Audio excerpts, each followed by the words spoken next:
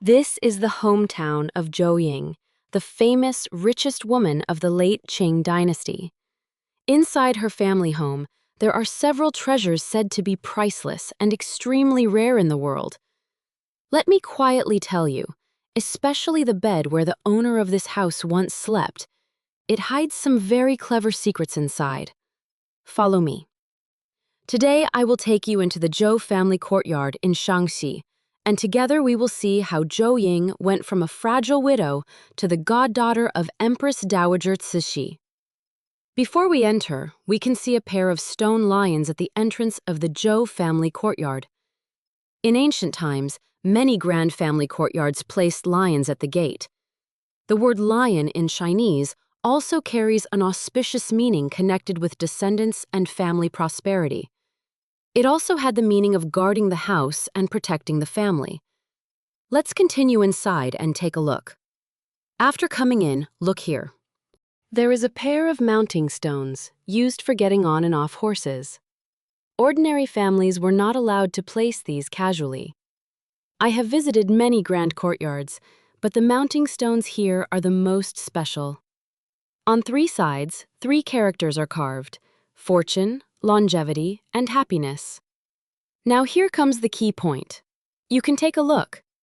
Each character begins with the head of a dragon and ends with the tail of a dragon. The whole design looks powerful and majestic, symbolizing the dragon raising its head and the spirit of a dragon horse. When the owner went out to discuss business, he would stand here, bring the horse over, and it would already look very impressive. It also carried the meaning of achieving success immediately upon mounting the horse. So everyone, you can type immediate success in the comments. I wish you success as soon as you set out. The Zhou family courtyard was first built at the end of Emperor Qianlong's reign. It has a history of more than 200 years.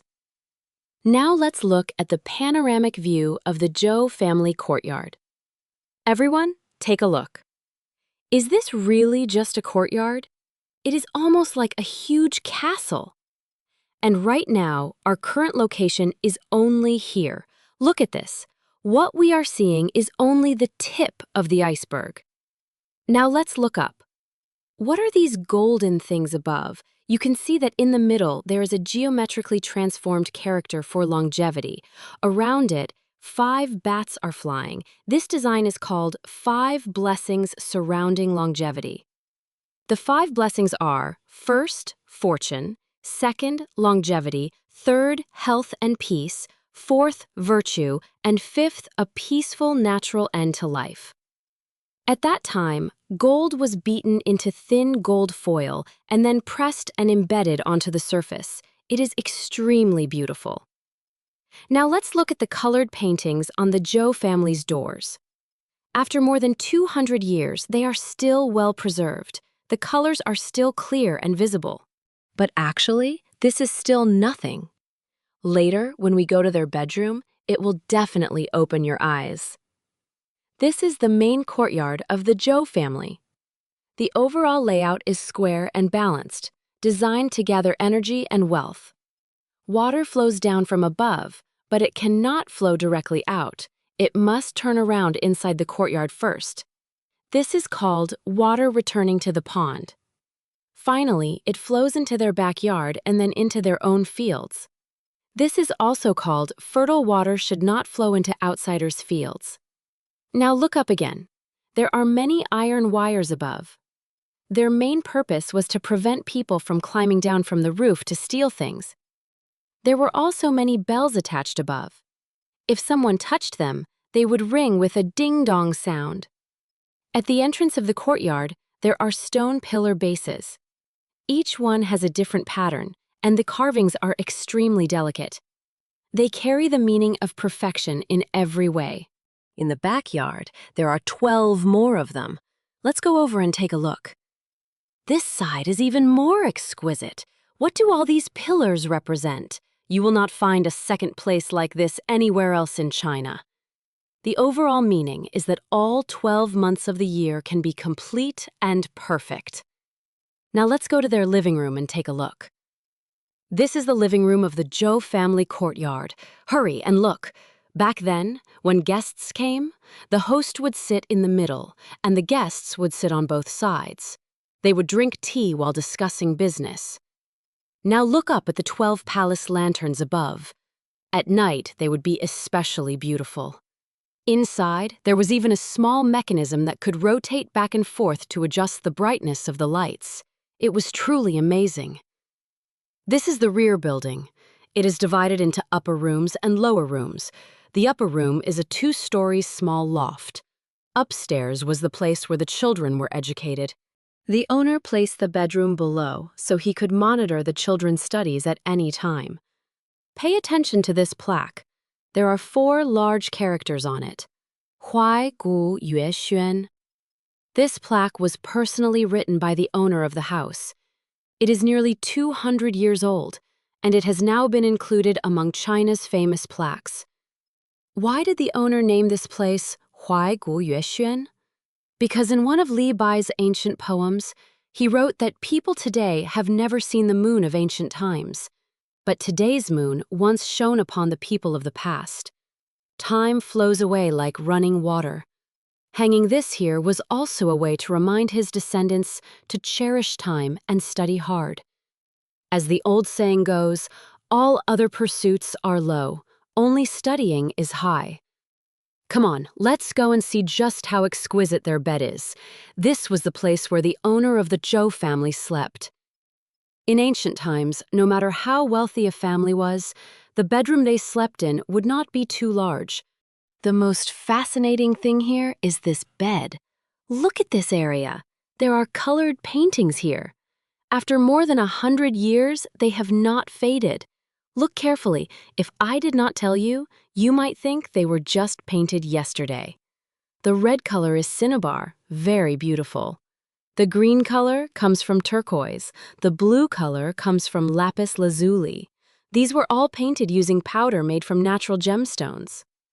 Not to mention more than 100 years, even after another 100 years, the colors still would not fade. Because Ying once supported Empress Dowager Cixi financially, she was later recognized as Cixi's goddaughter. So Cixi gave Ying a pair of pillows. Let's come over and take a look. These pillows are not ordinary pillows. Inside them, there were tea leaves, dried flowers, and other materials. In the middle, there was a small opening. When sleeping, if the ear came close to the pillow, it worked somewhat like a loudspeaker. Whoever came near, or whatever whisper they said, could be heard clearly. For safety, there was also a fan placed nearby. This was not an ordinary fan either. It was made from special elm wood, with a tough layer of wild silkworm silk on the surface. The whole fan was soaked in tung oil for 49 days. It was extremely tough, difficult to destroy, and resistant to blades and weapons. It could even be compared with a shield used on the battlefield. But when held in the hand, it was not heavy. For self-defense, this was truly unbeatable. So what did Ying actually look like? Let's go inside and take a look. Ying was born in Sanyuan County, Shanxi Province.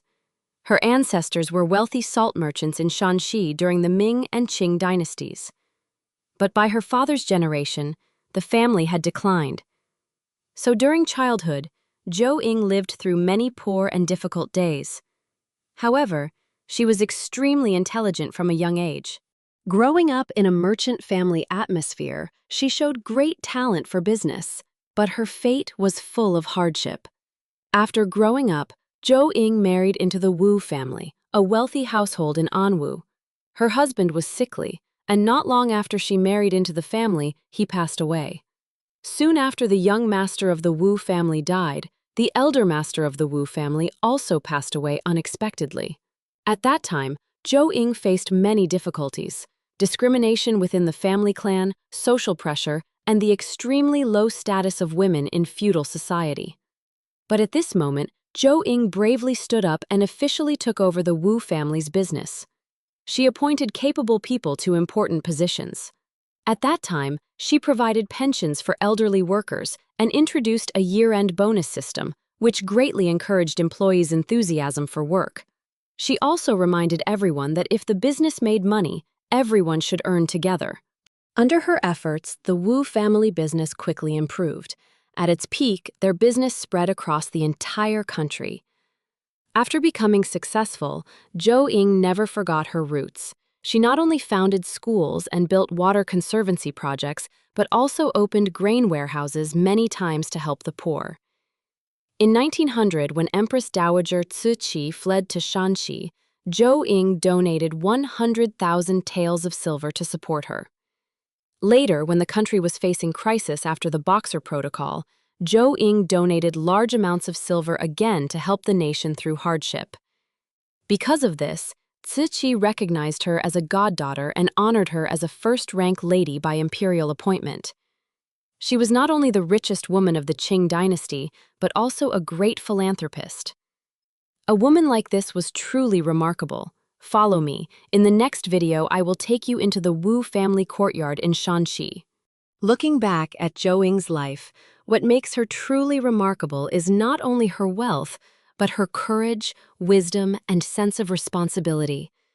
In a time when women had very limited status in society, she stood up after losing her husband, took over a struggling family business, and turned it into a powerful commercial empire. More importantly, she used her wealth to build schools, support water projects, help the poor, and donate money during times of national crisis. That is why Zhou Ying is remembered not only as one of the richest women of the late Qing dynasty, but also as a woman with vision, compassion, and extraordinary strength. Her story tells us that real greatness is not measured only by how much wealth a person owns, but by how much value they create for others. Thank you so much for watching until the end. If you enjoyed today's journey into the Zhou family courtyard and the legendary life of Zhou Ying, please leave your thoughts in the comments. In the next video, I will continue taking you into the Wu family courtyard in Shanxi. Thank you for staying with me, and I'll see you in the next video.